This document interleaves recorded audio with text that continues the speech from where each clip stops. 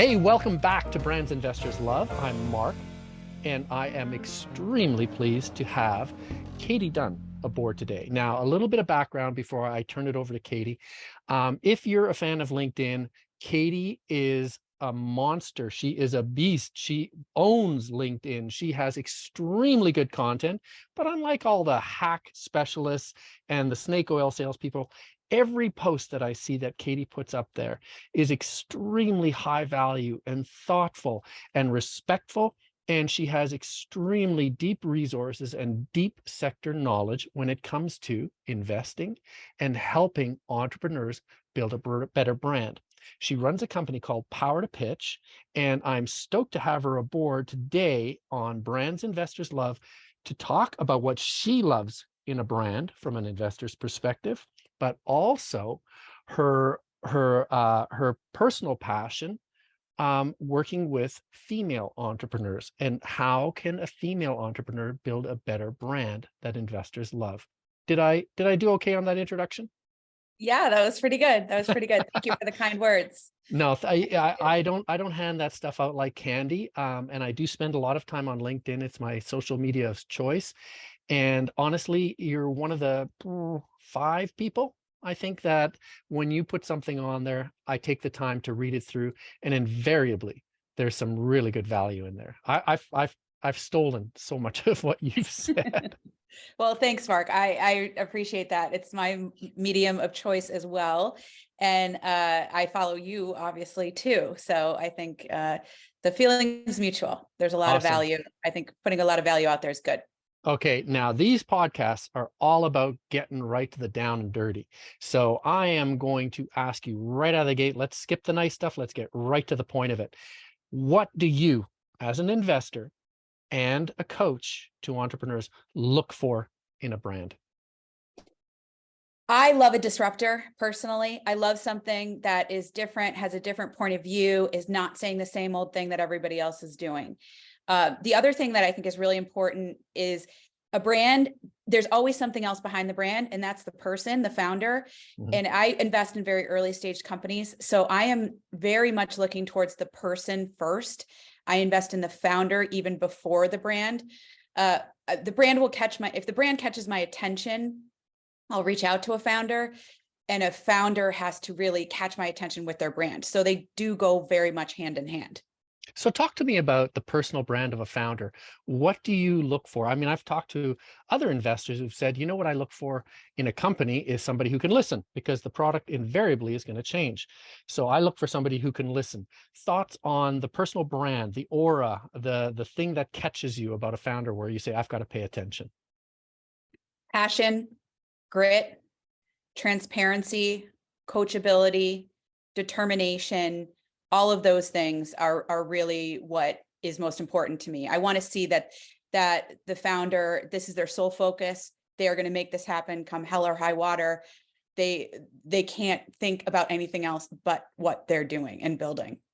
That's really the thing. But I want them to, like, being able to listen is important. You've got to be able to take feedback. If I don't think you're going to listen to me and come to me when you have a problem that I can be helpful with, I'm not going to invest in you, because I want somebody that's got a lot of resources out there and knows when to ask for help. That is super critical, because there's other people out there that, like, I might call you, Mark, up and say, hey, I've got this founder that has this branding issue. I know you can help me solve it. Can you get on the phone with them? Like, I've got those resources. Let me help. Now, you work with extremely early stage companies. You are a coach to a lot of these companies as well as an investor. Pitch decks. What have you seen? The good, the bad, and the ugly. If you had one good, one bad, one ugly thing to talk about. The best decks are really short and sweet, and they are sidekicks to the person pitching with them. They should not tell the whole story. The whole goal is to get in front of an investor and get yourself out there to tell the story. You first and foremost. Don't let the deck do the storytelling for you. The ugly, oh gosh, the uglies are so bad. They're so bad. Typos, misspellings, like just flat out crazy information, too long, too much to read, paragraph upon paragraph. those are all things to stay away from.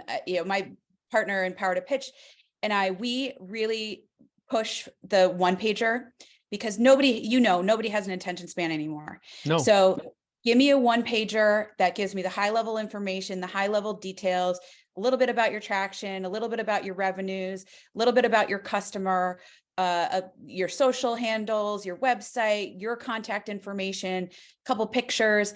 And then that's something I can refer to as an investor. I'd rather see that first. Give me a little bit of just a little touch. Then I'll get on the phone with you, let you pitch me with your deck. But a lot of times, I've invested in people without seeing a deck. In fact, I've gotten the deck after I've written the check just for my files. So, it's really more about the connection, and there's so much information you can find out there. It's not all in the deck. There's the Google will tell you a lot these days. That's incredible, isn't it? Because I can type in somebody's name.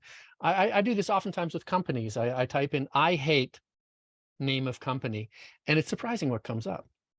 Oh, I love that. That's a good trick. Yeah, it's a very good trick, but that's what I do because I do research on companies to find out, how they position themselves and how competitors position them and how people in consumer land position you, because actually that's the only thing that matters. And, you're just being a consumer by Googling somebody. You're doing what everybody does. And if you don't pay attention to that, you can have the shiniest deck.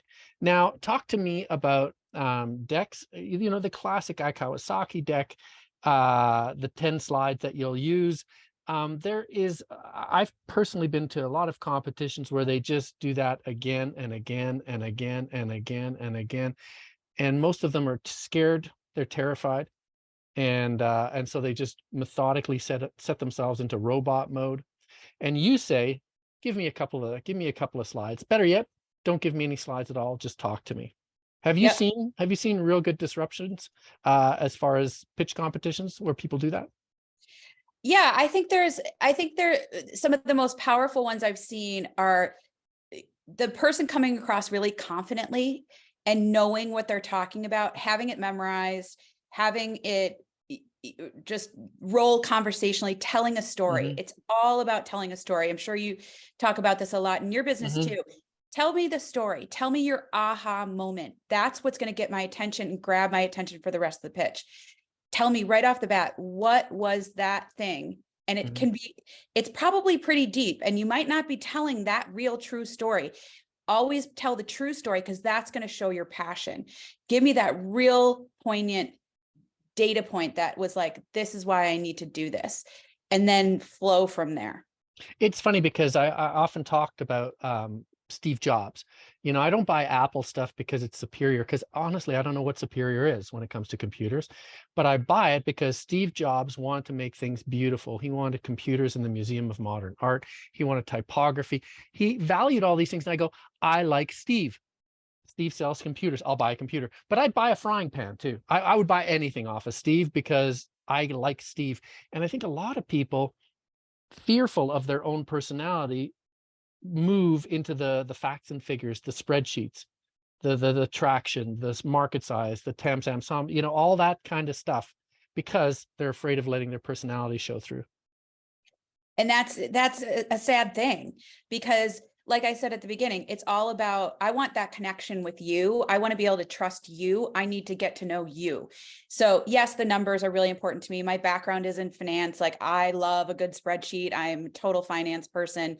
But I need to have that emotional connection to you solving this problem that you feel so passionate about. So that part can all be a story too. The numbers should tell a story. Market should tell a story. It should all flow. Got it.